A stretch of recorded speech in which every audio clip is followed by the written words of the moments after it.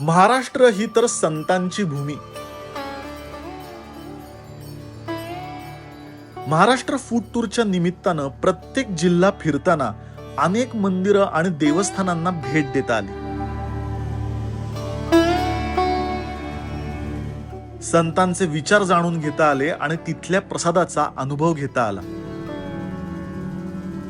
आपल्या संस्कृतीमध्ये अन्नदानाला खूप महत्व आहे. ते बनवण्यामागचा भाव, श्रद्धा वेगळीच आहे. स्वामींची महिमा साहेब सगळे बाबांची कृपा आता स्वामी समर्थ. त्यामुळे आपली खाद्य संस्कृती वेगवेगळ्या देवस्थानांच्या प्रसादाशिवाय पूर्णच होऊ शकत नाही. त्याच्या पलीकडचा पण कुठला शब्द असेल तर तो वापरावाच नाही. मी शब्द कमी पडतात आज मला एवढं सांगावंसं वाटतं. प्रसाद हा चवी पलीकडचा अनुभव आहे. आज गुरुपौर्णिमेनिमित्त या स्वामींचं, गुरूंचं दर्शन आणि तिथल्या प्रसादाचा अनुभव आपण एकत्र घेऊया. सुरुवातीला जाऊया स्वामी समर्थांच्या अक्कलकोटला.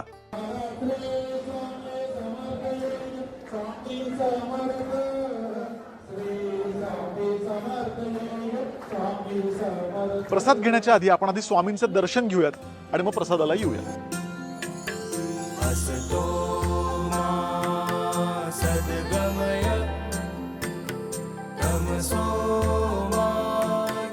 मला खूप भारी वाटतंय कारण अन्नछत्रामध्ये हजारो लोक जेवतात आणि ही संपूर्ण प्रक्रिया बघायला मिळते त्यांच्या किचन मध्ये जाऊन. कुठेही मशीन नाही, यंत्र नाही, ऑटोमॅटिक सिस्टीम नाही, तर सेवेकरी स्वतःच्या हाताने हा संपूर्ण स्वयंपाक बनवणार होते. 3 ते 3,500 लोकांचं जेवण आहे. 3,500 लोकांचं. बटाट्याची भाजी आहे. ही पण किती किलो असेल भाजी? हे जवळजवळ 200 किलोची भाजी आहे. क्या बात. हा पण किती किलो असेल शिरा? जवळजवळ 40 किलोचा एक पातेल असतो तो. 40 किलोचा 40 किलो साखर, 40 किलो रवा, म्हणजे 80 किलो झाला टोटल. 80 किलो शिरा. तिथून फक्त चपाती लाटून जे हातानं कितीही लोक येते सर. जवळजवळ 20 ते 25 बायका ते. आणि जर गर्दी पडली भरपूर तर आम्ही अनेक 20 म्हणजे 50-60 लोक बायका आम्ही लावू शकतो. दिवसाला बघा एक बाई 100-150 लागते. स्वामी समर्थ. एवढ्या क्वांटिटी मध्ये तुम्ही करता तर कधी कच्चं राहत नाही, कधी काय काय कारण काय याच्या मागचं काय? स्वामींचा महिमा.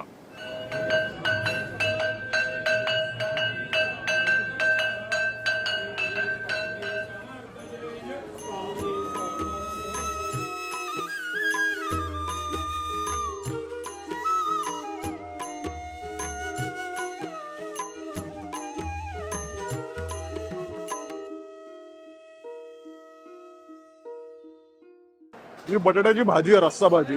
जर साल काढलेला नाहीये. मला असं वाटतं की साल न काढल्यामुळे त्याला एक वेगळी चव आली आहे. अप्रतिम शेंगदाण्याचा कूट आणि शेंगदाण्याची चव त्या भाजीला आहे. तशीच छान आमटी.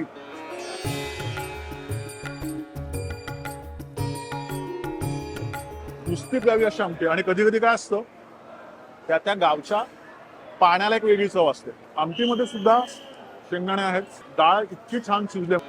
ताक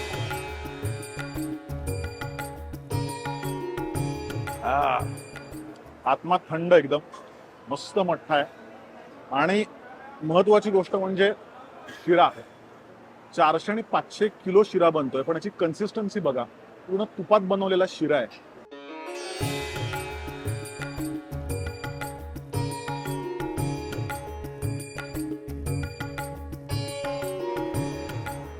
म्हणजे घरी 4 लोकांसाठी कितीही रॉयल शिरा बनवा, त्याला ही चव येणारच नाही अशी चव आहे.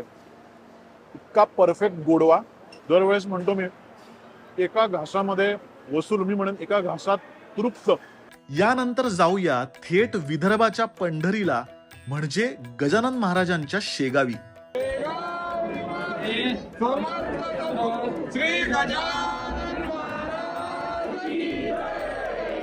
बाहेरच्या जगापासून अतिशय भिन्न अशा वेगळ्याच जगात प्रवेश केल्यासारखं इथे वाटतं.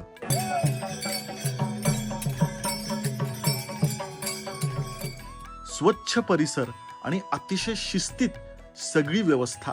मंदिरामध्ये अनेक स्वयंसेवक संपूर्ण परिसर स्वच्छ ठेवण्याचं आणि बाकी व्यवस्थापनाचं काम सुद्धा अगदी चोख बजावतात. हे काम करताना नम्रतेने सगळ्यांना माऊली म्हणून बोलवतात, जे खूपच गोड वाटतं.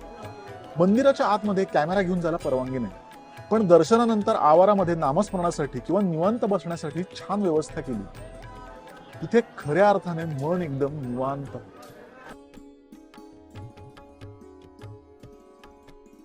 तर खूप मस्त दर्शन झालं आणि आपण आता महाप्रसाद घेण्यासाठी आलोय आणि छान सिस्टीम म्हणजे रांगेत उभं नाही राहावं लागत, त्यांनी बसायची व्यवस्था केली आहे.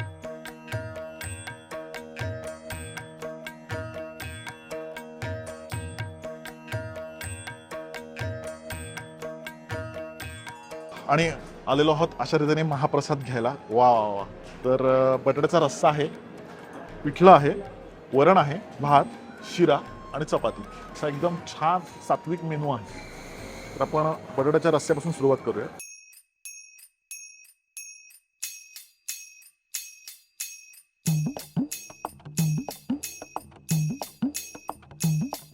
क्या बात आहे. कांदा लसूण नाही आहे कशातच, आणि कांदा लसूण शिवाय इतकी उत्तम चव देणं आणि प्रचंड सात्विक. आहा, सुरेख. पिठलं खाऊयात आपण.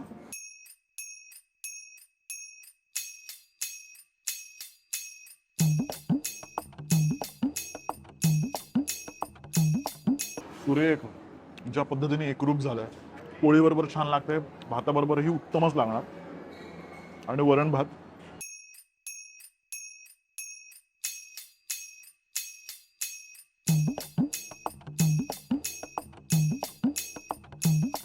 इतक्या मोठ्या क्वांटिटीमध्ये बनून सुद्धा इतक्या छान पद्धतीने वरण शिजलंय, त्याला जिऱ्याचा असा छान स्वाद आहे. म्हणजे शिरा खाऊन बघूया.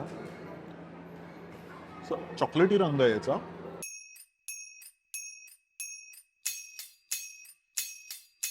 असा शिरा मी आयुष्यात नाही खाल्लेला, म्हणजे ही पद्धतच वेगळी आहे. हा थोडा जास्त भाजलाय आणि थोडंसं आपण म्हणतो ना कॅरमलाइज्ड म्हणतात ना, गुळाचा एकतर हा शिरा आणि प्रचंड खमंग आहे. लाखो लोक जेवतात इथे, आता सुद्धा हजारो लोक जेवणार असतील, तरी सुद्धा अशी चव मेंटेन करणं, इतकी स्वच्छता, ज्या पद्धतीने व्यवस्थापन आहे यांचं, काय म्हणू. म्हणजे मी हे फक्त भारतातच होऊ शकतं असं मला काय वाटतं. हे कुठेही जगात होऊ शकत नाही. दरवेळी मी म्हणतो की एका घासात वसूल, पण नाही, हे खरं तर चवी पलीकडचं आहे. त्यामुळे मी म्हणत एका घासात तृप्त.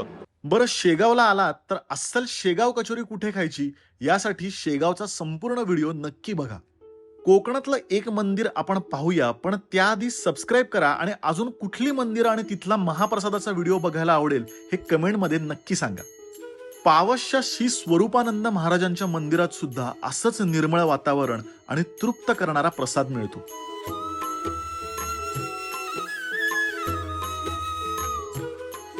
आज शूटिंगला परवानगी नव्हती, त्यामुळे दर्शन घेऊन तिथल्या प्रसादालयामध्ये आम्ही गेलो.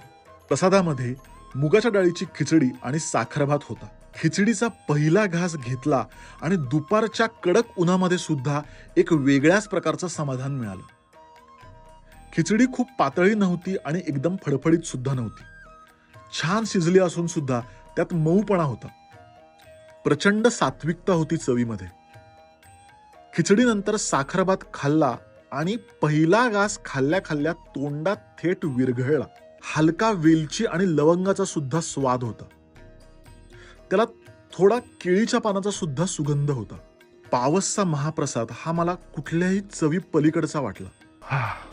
दरवेळेस पावसला आला ना की असं खूप शांत करणारा अनुभव असतो.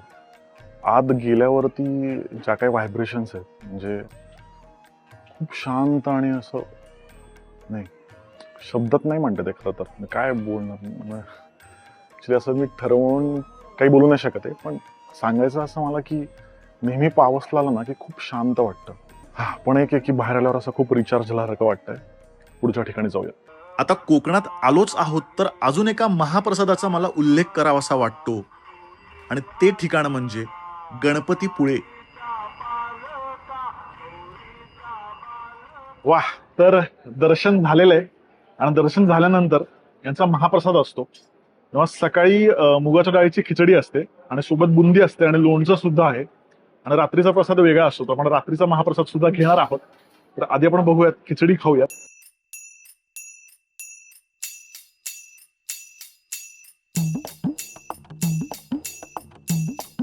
की सात्विक आणि अप्रतिम मुगाच्या डाळीची खिचडी, म्हणजे आपण घरी करायचं जरी म्हणलं ना तसे तरी होणार नाही. यानंतर जाऊया थेट साईंच्या दर्शनाला शिर्डीला.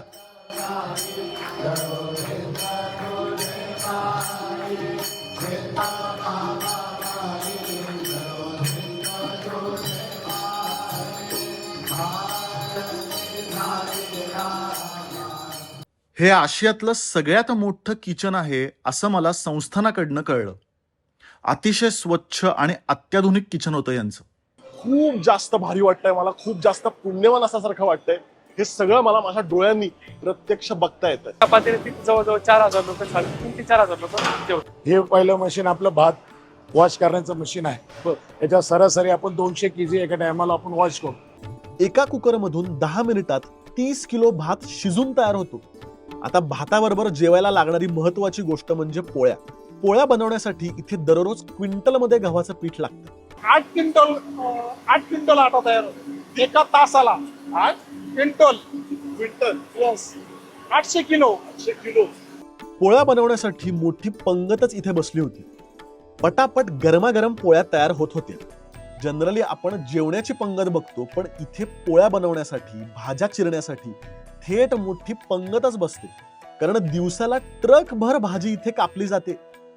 दररोज 2 भाज्या इतक्या लोकांसाठी बनवणं हे काय सोपं काम नाही. मशीन सारखे प्रत्येकाचे हात चालतात आणि भाजी चिरली जाते. गोडासाठी सुद्धा दररोज वेगळा पदार्थ असतो. आजचा पदार्थ होता साखरेचा शिरा. नाही, गुरुपौर्णिमा जो आपले महत्वाचे दिवस आहे, तर आपले मिष्टान्न चेंज होत. हो, मग बुंदी, बालुशाही, जसं जसं आपलं प्रसाद ऑफिसर ठरवलं तसं ते आपण मिष्टान्न तयार करतो. कारण आपण अक्कलकोटला गेलो होतो, तिथला प्रसाद आपण घेतला होता. शेगावला गेलो होतो, पावसला गेलो होतो आणि त्यानंतर शिर्डी. इथे प्रसादात होतं पोळी आहे, आमटी आणि भात. आमटीचा अप्रतिम जो काय हा सुवास दरवळतोय ना. त्यानंतर आहे ही हरभऱ्याची उसळ आहे, दुधी भोपळ्याची भाजी, पातळ भाजी आणि ऑफकोर्स शिरा. आणि आपण शेगावला शिरा खाल्लाय, अक्कलकोटला सुद्धा शिरा खाल्लाय. आणि मला असं वाटतं की देवस्थानामध्ये जो शिरा मिळतो ना, हे वेगळीच चव आणि तो तसा घरी बनूच शकत नाही. तर पहिली भाजी आपण हे मोडल्यावर कळतंय की संपूर्णपणे शिजला गेलेला आहे दुधी भोपळा.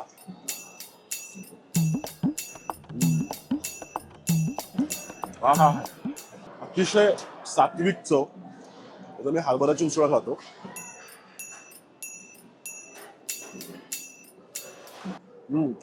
परत शेकडो किलो हरभरे शिजवले असतील म्हणून बघा कुठेच कच्चा नसलंय, तुटतोय तो हाताने. आता आपण आमटी भात खाऊयात. परत आमटीची डाळ अप्रतिम शिजली आहे आणि हा मसालाच वेगळा आहे.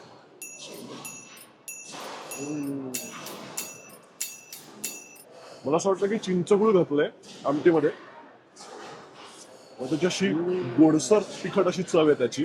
आता शिरा राहिला, आपण शिरा ट्राय करूयात.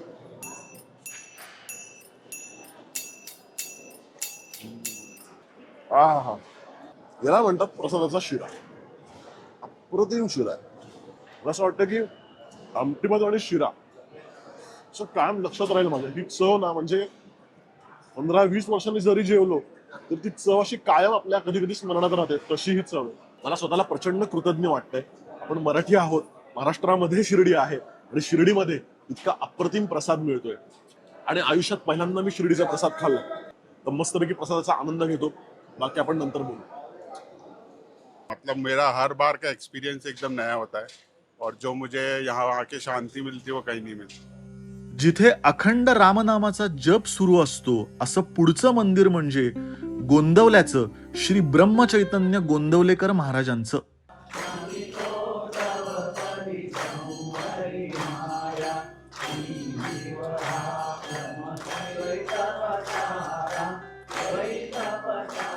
शांत आणि स्वच्छ परिसर. आणि मला या परिसरात सगळ्यात जास्त भावलेली जागा म्हणजे इथली गोशाळा.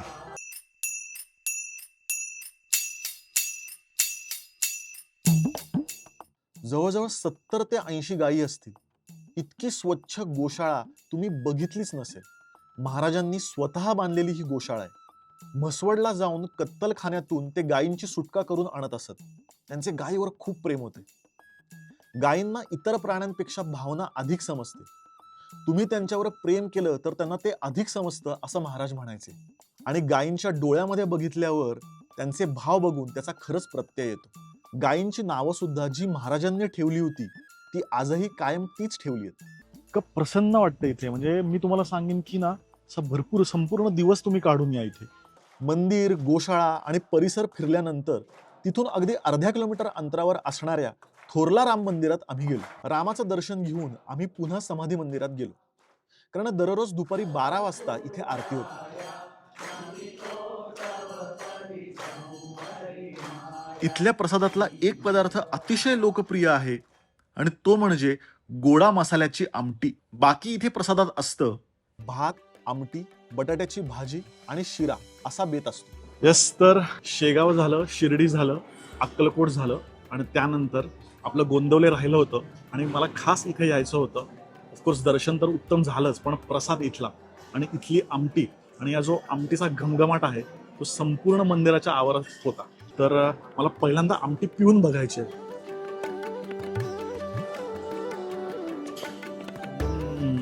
अप्रतिम. जे ही चव ना कुठेच नाही येऊ शकत. म्हणजे हा गोडा मसालाच आहे आणि म्हणून बाहेर बोर्ड सुद्धा आहेत की इथे गोडा मसाला मिळेल म्हणून. हा हा हा, म्हणजे अशी आमटी मी आयुष्यात पुढे खाल्लेली नाही. वा. आता ही बटाट्याची भाजी आहे, रस्सा भाजी जो त्याने दिले.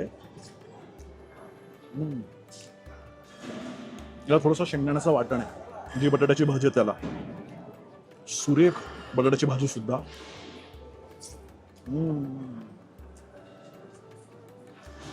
मला इतक्या लोकांनी सांगितलं की गोंदवलेतला आमटी भात, गोंदवलेतला आमटी भात. मला आत्ता कळतंय. आणि परत गोडा मसाला आहे, ते रेसिपी सगळ्याच्या पलीकडे. इतका रामनामाचा जप चालू होता, संपूर्ण स्वयंपाक सुद्धा रामनामाच्या जपामध्ये होतो. चव हे म्हणजे कुठल्याही विश्लेषणाच्या पलीकडची चव आहे असं मला वाटतंय. आणि हीच खासियत आहे आपल्या सगळ्या देवस्थानांची. हेच आपण अक्कलकोटला अनुभवलं होतं, हेच आपण शिर्डीला, शेगावला, सगळीकडे पावसला सुद्धा आपण हेच अनुभवलं होतं. फार सुरेख. शिरा सुद्धा एकदम प्रमाणात गोड होता. रवा इतका योग्य पद्धतीने भाजलेला. साधेपणात सुद्धा काय कमाल चव आणता येते हे शिरा खाल्ल्यावर समजतं. इतकी सात्विक आणि इतकी उत्तम चव शिऱ्याची घरी कितीही करायला जा होणारच नाही. आणि तुपात केल्या संपूर्ण शिरा. खरंच गोंदवलेच्या प्रसादाची चव कायम स्मरणात राहील अशीच. दरवेळेस मी म्हणतो एका घासात वसूल, यावेळेस म्हणेन एका घासात तृप्त. महाराष्ट्राची खाद्य संस्कृती तुमच्या समोर आणत होतो तेव्हा असं वाटलं की ही मंदिरं आणि तिथे हजारो लाखो भाविकांसाठी भक्तिभावाने केलेला प्रसाद याशिवाय ही सिरीज अपूर्ण आहे. आणि म्हणूनच या सगळ्या मंदिरांचा महाप्रसाद दाखवण्याचा प्रयत्न केला. आणि गुरुपौर्णिमेनिमित्त या सगळ्यांचं दर्शन आपल्याला एकत्र व्हावं म्हणून आजचा हा प्रपंच. तुम्ही सगळ्या व्हिडिओंना भरभरून प्रतिसाद दिलात, प्रेम दिलत, आशीर्वाद दिलेत, त्यासाठी खूप खूप कृतज्ञता.